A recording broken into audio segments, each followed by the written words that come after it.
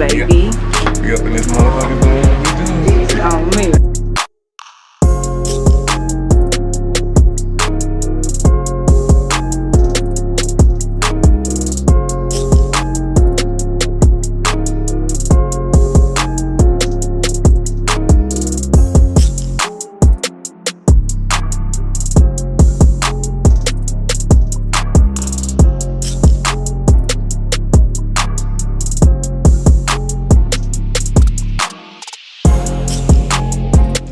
What's up, y'all? It's your girl VZual Plug. And it's your boy KTP. We here doing another recap. This time we recapping Rick Ross's book signing and live interview with My City, My Music Radio. And the East St. Louis, East St. Louis Locals Vendors event where everybody was showing off their talents and their skills and their hustles and their businesses. We had somebody with a clothing line in there. Mm-hmm. We had a real deal artist doing a live painting in the middle of the book signing event. On me. We had another local author from East St. Louis. Shout out to Keith. We had a lot of talent through there, man. Thanks for tuning in, y'all. Hope y'all enjoy. What would you say to those people that's trying to be you? Well, you don't have to be exactly like me. You can just use the same principles that I use, and then it'll be you with those principles. Yeah. So the only thing we'll be alike is we use the same principles, and these principles will work for anybody in really any field that you go into. You can just take those principles and adopt them as your own. If you can say your most valuable, well, all of them are valuable, but the 3 key principles, if you can just name some off your head, because there's 21 in your book, right? Yeah. Okay, 3 of them. Give me 3, please. Humbleness is probably the most valuable one, because so often, when you're doing business, you're gonna run into situations, and if you're not humble, you're gonna be overbearing or too demanding, but when you're humble, you can be like, we can get over that. Yeah. We can get around it. We can go under it. We can sidestep it. And that's part of being humbleness, being humble. The next one, study. Okay, yeah. Study. You definitely got to study whatever it is you're doing. Yes. Because you want to be the master of the situation. And, definitely. And when we look at, something like basketball, why Michael Jordan gets $45 million and then a guy who's, sitting at the end of the bench is only getting $500,000. Yeah. It's because Mike has studied the game. He's been paying his dues. And it's levels. Yeah, it's levels. And we can all raise up, though. We can raise our levels. Yeah. You know what I'm saying? And raise your level. Definitely. Get your weight up. Okay. So I guess that would be the next one. And then sacrifice got to be in there somewhere. Okay. You got to be able to sacrifice. So often what people do is and we'll just use money for instance. They'll make some money, but as soon as they get it, they spend it. Right. They run into the stores getting the Michael Jordans, because that's what Mike wanted them to do. Go buy those shoes. Exactly. Go work all week and buy my shoes. Don't pay your house note. Buy my shoes. Yeah, buy my shoes. So you got to have some sacrifice and discipline in there. So I would say those are 3. If you use those 3, you're gonna be successful. You got any old phone books, your old Rolodex? We need clientele. What kind of old Rolodex you talking about? What you talking about? Yeah, that new Rolodex is way more valuable than the old one. I was like, if you only made $15,000 in your life or whatever, saying that was the most you ever stacked up, then it's not that hard to transition back into getting something. It shouldn't the be. right way. It shouldn't be. But a lot of people, when they look at it, and they say, well, I made $20,000, they don't look at it. It took them 2-3 years to do that. Right. Yeah. You could have got that at McDonald's. You know what I'm saying? Yeah. And the way I looked at it is I really worked 2 jobs when I sold drugs, maybe 2.5. Right. I was doing 18, 19-hour days, and then when I did it, I sacrificed. I didn't take my money and go out and go shopping and you know, buy a new car. I took my money and I put it back into the game, just like I do right now. You know, since I've been home, I've made quite a bit of money. That's I awesome. can't say no numbers because the IRS already on me. Right, I knew they was coming. I knew they was coming. But you know, when you constantly reinvest in yourself, you only have yourself to blame if it don't go right, and then you get all the credit when it go good, even though other people are gonna be saying, "I did that for you." Yeah. But when you invest in yourself, it's really the best thing that you could do. I think it's really important that when you do start making good money is to keep track of it, because like it's so easy to get wrapped up in the newest, latest, and greatest.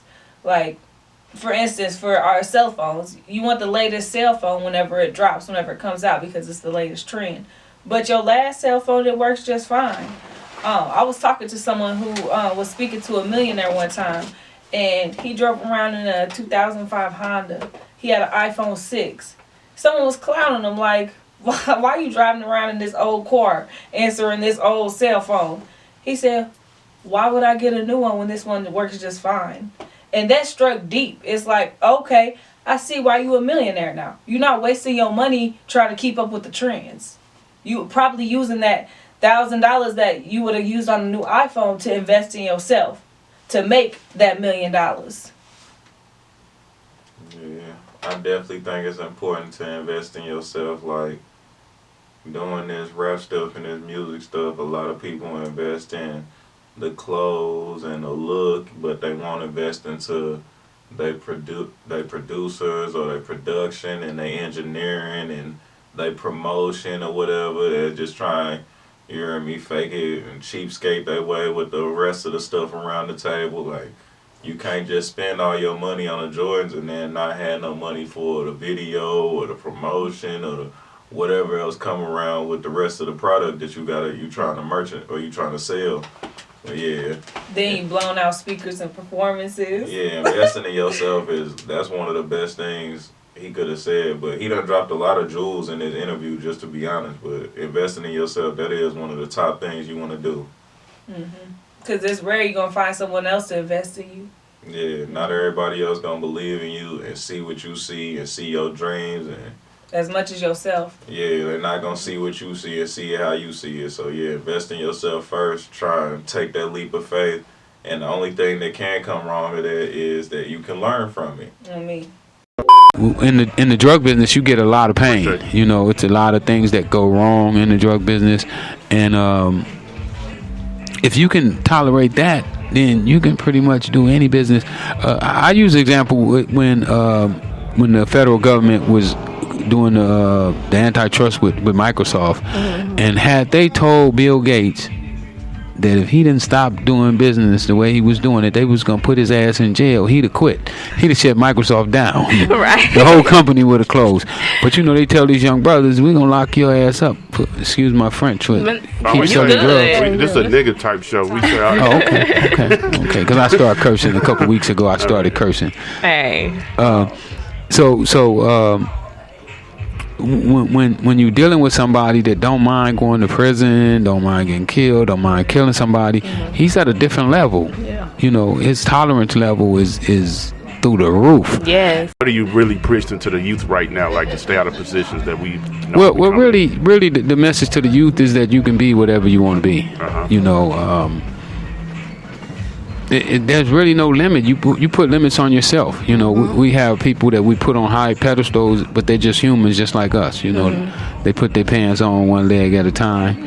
You know, might be some that can jump in the pants, but most of them, you know, get in one leg at a time. They doing tricks.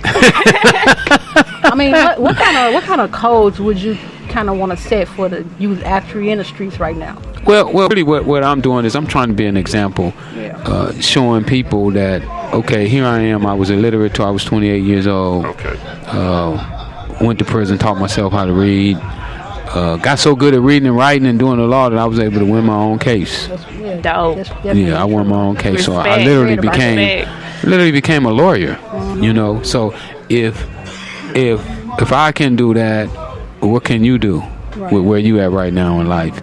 And so often, you know, with us as black people too, we've been beat down so much by the system. You know, the system was never meant for us to really thrive. So it's important that we know that we are just as good as everybody else. You know, because if you don't think that you can compete, you won't. Right. You know, if you don't think you can win, why should you try? Exactly. So I just want to let everybody know that you can win and that you should try. Right. And that's and it doesn't have to be illegal. No. Illegal and illegal the principles are all the same. You know, the principles don't care if you're using for good or bad. True. They're just principles. Exactly. So we take them and use it, and that's one of the good things that I had the opportunity. When you guys get a chance, you gotta go read this article they did on me. They wrote my obituary. LA Magazine wrote my obituary. What? And yes, they wrote my obituary. And in this article, I break down, you know, what I had learned, you know, from studying these books. Yeah. You know, once I learned how to read, I became an advocate reader because I found out that books had secrets in them. Right. You know, that people, successful people, like to brag about the stuff they done. Mm-hmm. So how do they brag to the most people? They write a book. Yeah. You know, and they brag, oh, well, I didn't have this, and I took that, and I did this, and then I started reading their books, and I just started trying some of the principles that they talked about they use, and lo and behold, they worked. Yeah, I heard that shit. When successful people want to brag, they write a repertoire on me. On me. The thing is like, but it takes the research. They gonna give you the keys, but it's gonna take you sitting down and, you know what I mean, doing your research to whether or not you grasp that and use it to your advantage. Because our problem is we want to be told everything. It's out here, but ain't nobody just gonna tell it to you. You gotta go find it. Prime example, motherfuckers. I'ma just use myself. I ain't gonna say motherfuckers.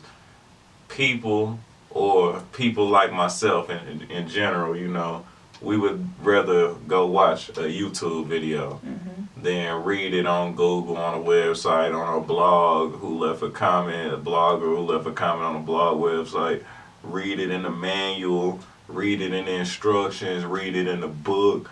I would rather watch a fucking YouTube video, and that's sick. We done got so damn lazy with this technology in this modern world. They say if you want to hide something from a black person, put it in a book. We done got so damn lazy. I'm just telling everybody right now, starting with myself, we need to do better. Yeah, because America really is built on dependency. Like, we depend on somebody for everything. And it's like, the people who are willing to go do the research and figure out how to do it and advertise, hey, I know how to do this because I'm certified, I've done my research. They're the ones who are successful and make that bread and make it out here in life. Mm-hmm. What kind of books would you recommend for others to read? Oh man, it's some great books out there. My favorite 3 books though is Think and Grow Rich, Napoleon Hill. Oh, I love it. Richest Man in Babylon, George Classy, and As a Woman Think by James Allen, or As a Man Think. Those are my favorite 3 books. Okay. I haven't heard that last one. As a Man Think it. As a Woman Think. You can read As a Woman Think. Exactly. Yeah, but they both the truth. And those books really helped me find myself. You know, I started reading them when I was in prison, when I sat my life sentence, and I just took those principles and started applying them to my life. I was in prison. I had a life sentence without the possibility of parole. The judge had already sentenced me, and that I was not going to be getting out of prison. That I was going to die in prison. And I was telling him, no, man, I'm going to be doing boxing matches. I'm going to have a book out. I'm going to be going around the country talking to people and all the stuff that I'm doing right now. You know, and this was in 98. I predicted that I would be doing the things that I'm actually doing right now today. And that's amazing. Prophecy. Yeah, like prophecy. Yeah. But what it was is, see, I had found out that we can literally write our future. Mm-hmm. See, you can't do nothing about the past because it's over. Right. But tomorrow, you can start writing tomorrow today. Yeah. You know, you can start saying today what you're going to do tomorrow. Oh, tomorrow I'm going to get up at 7 o'clock and I'm going to drink me a cup of coffee and I'm going to read Think and Grow Rich. And once I finish with Think and Grow Rich, I'm going to open up As a Man Think. And after I do that, I'm going to go down to the street corner and try some of that stuff out on everybody on the block. You know, that's what I should do. Even in prison, I started just trying it out in prison, you know, with just just everyday people, that I was around. I started trying out the methods and the techniques and as my man said in the article, testing their plausibility. I gotta read this article. I got a question. Check it out. Up to date. There's a good show on Fox, Snowfall. Yeah. And a lot of people like to think that story is about you. They ain't thinking. They know what they talking about. Okay. Yeah, that's a fact. I mean, who else in the country, not just in LA, but who else in the country do they have evidence that was involved with the CIA in any kind of capacity when it deals with drugs? Only you. So that's my story. Me and John Singleton, we was cool. John was supposed to be helping me with my movie. We were hoping that he would have been the director. Yeah. And rest in peace. And then one day, no, don't rest in peace. I hope he fry in hell. Oh, wow. Oh, shit. I ain't got no love for John, man. John is a crook. Damn. Oh, wow. Well, I got a little I'm holding John over the piece frying pan. Okay. Thank you. No more. Yeah. John was dirty though. He was dirty. He took my story and Oh, wow. Like exploited it? Or? and sold it to Fox. And then he didn't call me as a consultant. And I mean, it was just crazy, So you ain't man. had nothing to do with that.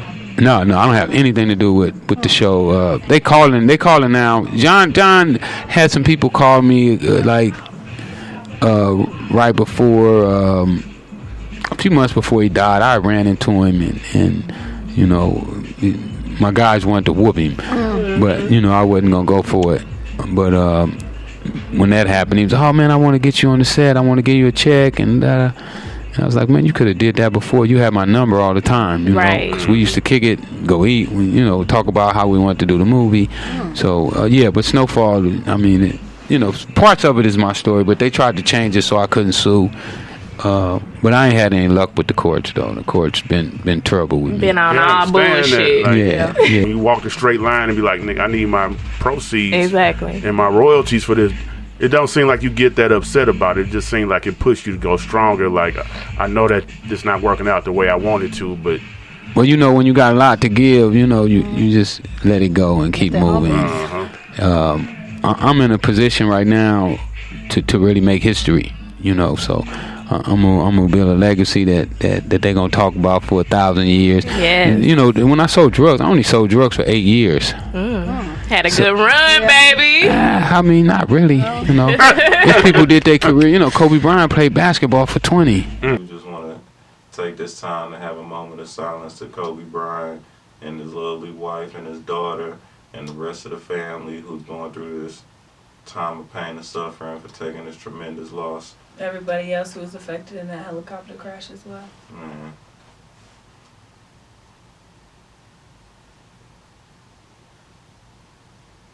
It's just so crazy how short life is, man. Appreciate and cherish everyone you love. Every moment you get. And make sure you tell everybody that you love them the moment you can before they leave your sight and leave your arms, because you just never know. You know what I'm saying? And that was a short career. So, with the new stuff that I'm doing now, do this another 20, 30 years, 25 years. And then you look and say how long the legacy, was. And this new stuff that I'm doing is just so much more rewarding. And it's going to be so helpful to other people. And you ain't gotta look over your bag. You ain't gotta be. Yeah, you still do if you're black. If you black in America, you gotta always be looking. But in another way, they'll pull you over. They'll pull you over, and you know how they. For no reason, yeah. Yeah, and they make up a reason. Oh, your tail light was busted, and hit your light with the flashlight. Right. See, I told you it was busted. So you still pretty much conduct the same thing. It transferred or. Everything. Yeah, I just took cocaine out of my game. Okay. That's all I did. Well, I just took the cocaine out. Without the cocaine, it's the same. I'm a legal marijuana dealer now. Hey, I was just gonna ask you about that. Yeah, they gave me my license. I fought for like 6 years to get my license. When I got home, I saw all of these people with their license, and they didn't look like me. Right. And so I wanted to know how was they getting their license, and none of us getting ours. And then we started a social equity program in LA where we went to the city and we demanded licensing for blacks and brown people. Okay. Why are we being eliminated when we've been in this business just as long as anybody else? We've been smoking weed and selling weed. Right, exactly. And then, they try to hit us with, well, you got a conviction. Well, these other people who you letting in sold it and never paid their dues. Right. Because y'all didn't go get them. See, when you black and you selling, they gonna target you. Definitely. You know, if you're a white guy and you selling weed, he just might give you a pass. Man, go on to your mama, quit selling that shit. Exactly. You know, quit selling. Around. Why you doing this? Yeah, why you doing this? You a good boy, you know, and then he let you go and you right back the next day. But a brother, they taking him to jail. You going down hard, boy. We gonna make sure you get the max.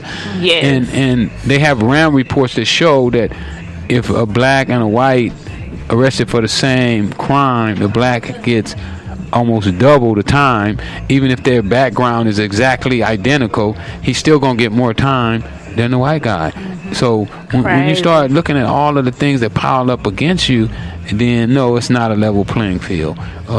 Definitely not. No. Especially when you like transform over into other industries. It don't matter what industry you transfer in. Right. They still gonna treat you. You know. Exactly. I You experienced still that in stuff like America. that. When I was trying to go get you out of jail, and every worker in there was black. All the police officers were black, but not one person was even trying to work with me still. Like, we go on these power trips. Like, it's not just white people going on power. Like, it's not just white people treating black people wrong. When black people get put in a position of power, they use that to their advantage, and they abuse it. And they play a role in bringing black folks down too. So it's more so turning into a status thing than it is a race thing now. I feel like the race thing is still alive, but as far as our own people treating each other bad, every race has, you know what I mean, people in their race that do each other bad, but black people more than others because our race is a targeted race, like you said. Like, one, we don't have no level playing field, so it was kind of like primed and programmed in us to treat each other this bad and not stand together as one. We wasn't really meant to be, you hear me, standing tall and united and stuff. So the police is one of the things that do us like that. Black on black crime is thriving and stuff. The industry, you hear me, the stuff they put in the media, all type. That's a deep ass topic though. It's like a competition more so than it is. I was just trying to focus more so on how he said it's not a level playing field between white people and black people out here and stuff, like with the crimes and stuff. Like, that's definitely, I done seen that firsthand. Like, I done been convicted of crimes or had punishments for messing up and stuff, and somebody with white skin and not no type of melanin in their skin did the same thing or worse and got a slap on the wrist while I was just sitting there, you hear me, in jail. Twice as long. Yeah, twice as long for the same punishment or lighter. Yeah, lighter. Yeah, so I don't know. Like, it's not a level playing field, but hey, life ain't fair though. We should be treated just like everybody else. I'm going to court. I went to court yesterday. Really? Yeah, this I cop. go to court tomorrow. Damn, this they cop, fucking with us. This cop pulled over. I'm sitting in the car, me and my son. My son's on parole. And we just sitting in the car talking. And the cop pulls up, and he asked me for my ID, and I gave him my ID. And he said, well, the truck don't have license plates on the front. And I was like, oh, well, I'm a dealer. My dealer plate is in the back. Exactly. Here's my dealer card. And he took everything and run me in. And then he asks me to get out the car. I'm like, I don't want to get out the car. But I obliged. I get out the car. And then he asked me to sit on the curb. And I said, listen, I'm not sitting on no curb. Why? You might would take me to jail. Okay. So he takes me to jail, and they charge me with obstruction of an investigation. Oh yeah. Yeah. So I'm going to court right now. I'm very familiar with that type of shit. But they don't know. But they didn't know. See, they still don't know who I am yet. Right. I'm in court. And they don't know. They're just one of them. No, you got They the don't wrong even one, know. buddy. So yesterday I'm defending myself. Okay. So I told the judge yesterday, yeah, Your Honor, I want to do a motion because I want to bring cameras in the courtroom. I want this shit filmed all over the country. I want everybody in the country to see this racist cop. Right. And the cop, he's so cold, right? And I don't know who he think he been playing with, but I read real well. So he put on the paperwork that he asked me to sit on a concrete embankment. Okay, you changed it up. He changed it up on the paperwork, but I'm gonna go out and take pictures and everything, and I'm gonna show him that what he called an embankment is really a curve, right? A street curve. Like, why you want me to sit on the ground? I'm a grown ass man. Yeah, I'm a grown ass man. I ain't not sitting in my car. Why can't I stay in here? Yeah, I ain't sitting on no ground. Right. You take me to jail. The stove whipping. He didn't flip so many chickens. Now that boy be out here getting it. He get back to the children. I swear that he the realest. We call him a boss nigga. He paid the cost nigga. He self-made and he paved the way. He gave plays on the soft nigga and game to you soft niggas. Say what you bout, nigga, or close your mouth, nigga. You made you a cross nigga, fucking with a boss nigga, Ross nigga. Hey. Dope. I like that. I like that. Me do that. That was dope. Thank you. We just got to keep, man, sticking together. You know, we got to come together more. We got to be able to forgive each other. Yes. You know, we forgive everybody else, but we don't forgive each other. Right. No, I'm gonna kill that nigga. Exactly. He disrespected me. He stepped on my shoe. Yeah, but the police can put their knee in your back and your neck, and you know, and we can give them a pass. Exactly. So we got to give each other a pass. We man. got to trust each other. Yeah, and that too. Yeah. So it's important that we, you know, continue to network and help each other, man, and we're gonna be all right. Definitely. Yeah, I feel real good about our situation. I feel blessed. You heard me? And to be able to be a part, to be the one to help turn it around. Amazing. You help turn this around. You know what I'm saying? You help, as Farrakhan say, the dead bones. You help the dead bones come alive. Gonna make some moves, man, and help our people come up, get this money, man, and have fun. Get this money. Just have fun, man. My right hand been itching. What do that mean? That mean money. My mama say that mean money. Hey, don't scratch it. Let it itch. You can't scratch it if it itch. No, let it go. That's don't that money rub it coming. Away, right? Yeah, don't rub it away. Let it come. What made you decide you wanted to share your story with us? Because, I mean, it's awesome, man. It's all over the world, and it's actually helping a lot of people. Well, I feel it's important that our people know that they can. You know, so many people tell you that you can't, right. And I want to be the one to tell you that you can. You know, just do your thing, keep working, you know, study, dedicate yourself, and you know you can do anything. And I'm just glad to be the one to be able to do that. You know, I feel fortunate to get to talk to you guys. You know, to have you listen to me. So Feeling is mutual. They can get my book, FreewayRickyRoss.com. Also, you can follow me on social media at Freeway Ricky, Instagram and Facebook. My Twitter got shut down. My old manager hacked my Twitter page. Damn. Knocked me down, man.